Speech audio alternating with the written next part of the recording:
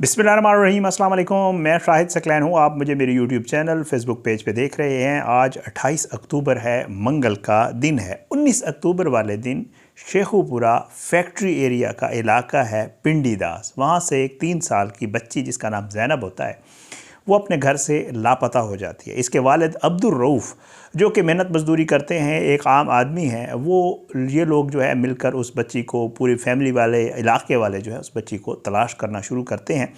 और अनफॉर्चुनेटली ये बच्ची 19 वाले दिन भी नहीं मिलती और 20 अक्टूबर वाले दिन भी इस बच्ची का कोई पता नहीं होता। ये लोग पुलिस के पास जाते हैं और पुलिस के पास जाकर एक दरख्वास्त देते हैं कि हमारी बच्ची जो है वो अगवा हो गई है, लापता हो गई है, उसका कोई पता नहीं चल रहा है।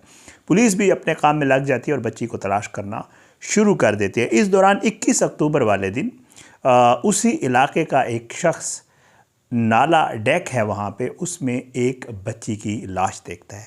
वो आकर अपनी बीवी को जिक्र करता है कि मैंने इस तरह जो है नाला डेक में एक लाश देखी है। तो उसकी बीवी उसे बताती है कि वाकई इलाके में जो है वो लोग उसको ढूंढ रहे हैं, एक बच्ची गायब हुई हुई है, कहीं ये उसी बच्ची की लाश तो नहीं है। और वो जो है कहती है कि इस तरह के इश्तिहारात भी जो है सोशल मीडिया के ऊपर हैं कि कोई बच्ची गायब हो गई है, 3 साल की बच्ची है। बहरहाल जी, ये लोग नंबर वहाँ से इश्तिहारात से लेते हैं, इस बच्ची के वालिदैन से रब्ता करते हैं।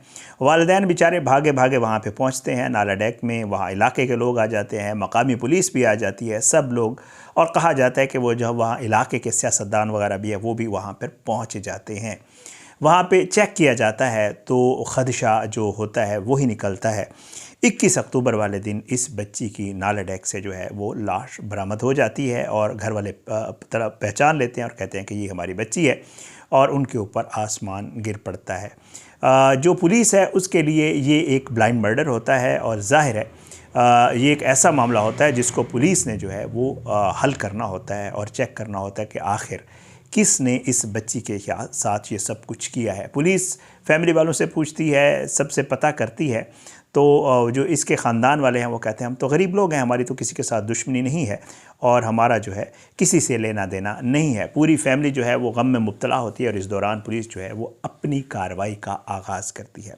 पुलिस के साथ साथ बताया जाता है कि वहाँ के जो मकामी सियासतदान हैं वो भी इस मामले में बढ़ चढ़ कर हिस्सा लेते हैं और इस केस को हल करने की कोशिश करते हैं।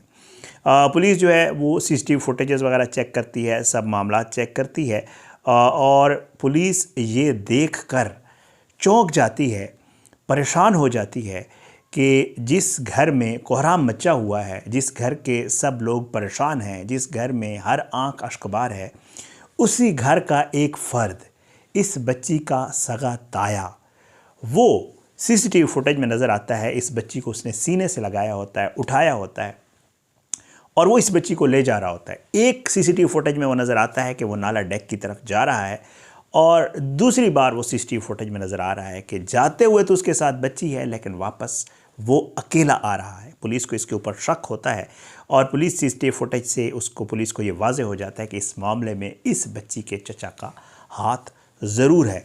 पुलिस इस बच्ची के वालिद से जिक्र करती है, उसे कहती है कि आपका ये जो भाई है इसको हमने CCTV फुटेज में मशकूक नज़र आया है क्योंकि बच्ची इसके साथ जा रही थी, आखिरी जो बच्ची के लम्हात हैं, हमने इससे इन्वेस्टिगेट करना है।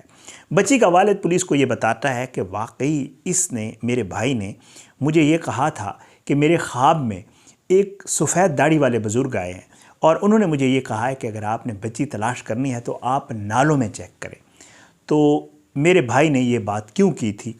इस बच्ची का जो वालिद है वो एग्री कर जाता है पुलिस के साथ कि जी ठीक है, आप लोग मेरे भाई को इन्वेस्टिगेट करें और इससे पूछें।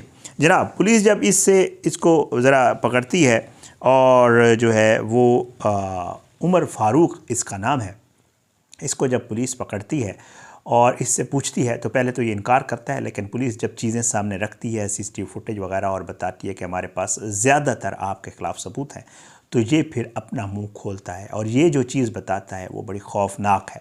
ये तमाम वालिदैन के लिए सबक है, तमाम लोगों के लिए। ज़ाहिरी बात है हर फैमिली में इस तरह के मामलात ज़रूर होते हैं।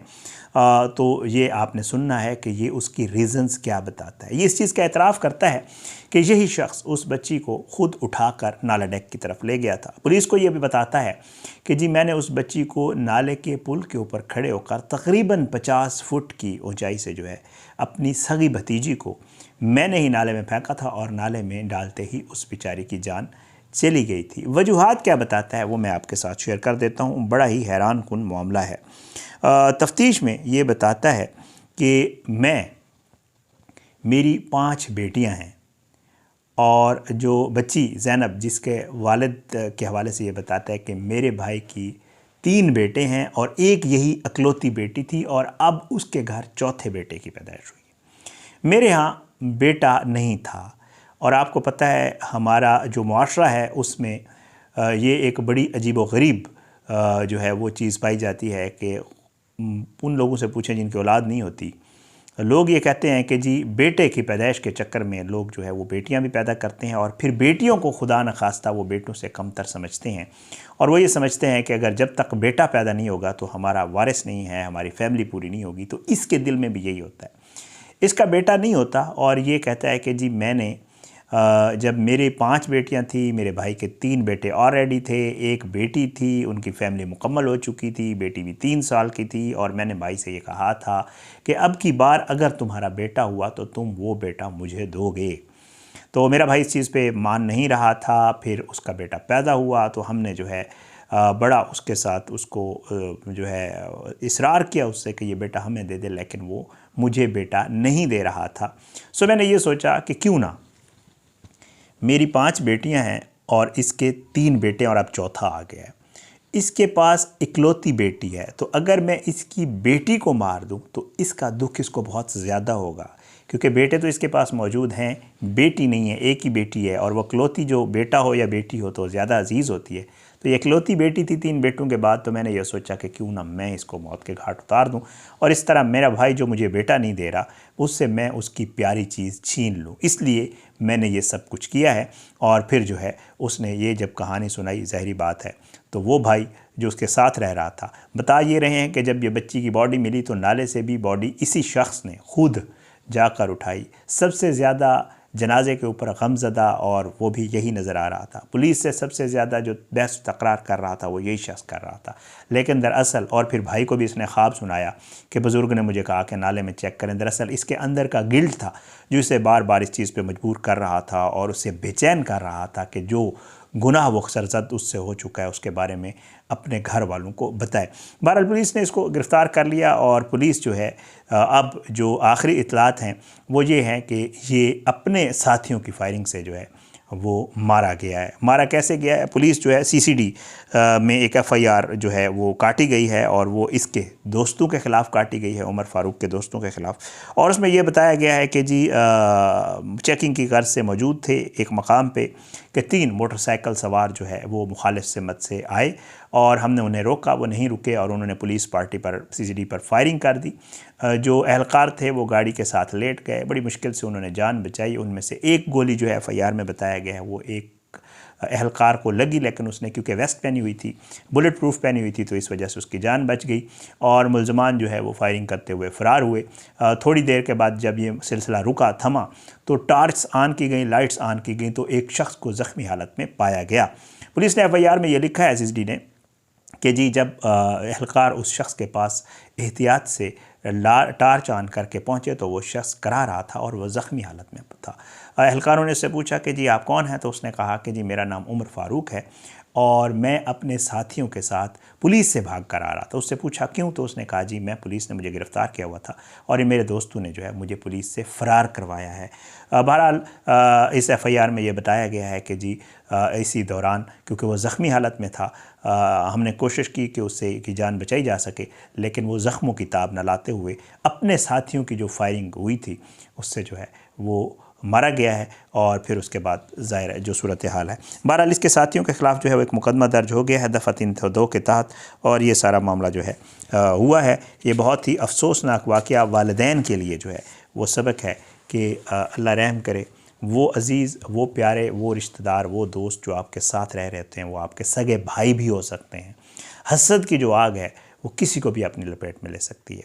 भाई था, बच्चे थे, उसके बेटे थे, एक बेटा और अल्लाह ने दिया, ये मांग रहे थे वो नहीं दे रहा था और फिर इसने इस हसद में आकर जो है अपने भाई की बेटी की जान ले ली। बहरहाल बताया ये जाता है कि जी इनका एक और भाई भी जो है उमर फ़ारूक और इसका रऊफ़ का एक और भाई इसी नाले में डूब कर मरा था और वो भी एक बड़ा सान्या इनके साथ हुआ था। अब बच्ची की लाश भी उसी नाले से मिली है, तो पूरे इलाके में जो है इस हवाले से बड़ा वो है। लेकिन लोग ये भी अप्रिशिएट कर रहे हैं कि अपने साथियों की फायरिंग से ये शख्स अपने अंजाम को पहुंच गया है। अफसोसनाक अमर इसमें यह भी है कि इसकी भी 5 बेटियां हैं। उन 5 बेटियों का क्या बनेगा? अब उनका मुस्तकबिल जो है इसने बर्बाद कर दिया है, ज़ाय कर दिया है। भाई का घर बर्बाद किया है, उसकी बेटी की जान ली है, अपनी बच्चियों का सारा मामला जो है वो ख़राब किया है। तो बड़ा अफसोसनाक वाक़या था, मैंने कहा आपके साथ शेयर कर दूँ। अपनी दुआ में याद रखिएगा। इंशाल्लाह अगली वीडियो में मुलाकात ज़रूर होगी, लेकिन बशर्ते ज़िंदगी अपनी दुआ में याद रखा करें। अल्लाह हम सबको अपने ज़मान में रखे, अल्लाह हसद की आग से सबको बचाए। इजाज़त दें, इंशाल्लाह अगली वीडियो में मुलाकात ज़रूर होगी। पाकिस्तान जिंदाबाद। अल्लाह हाफ़िज़।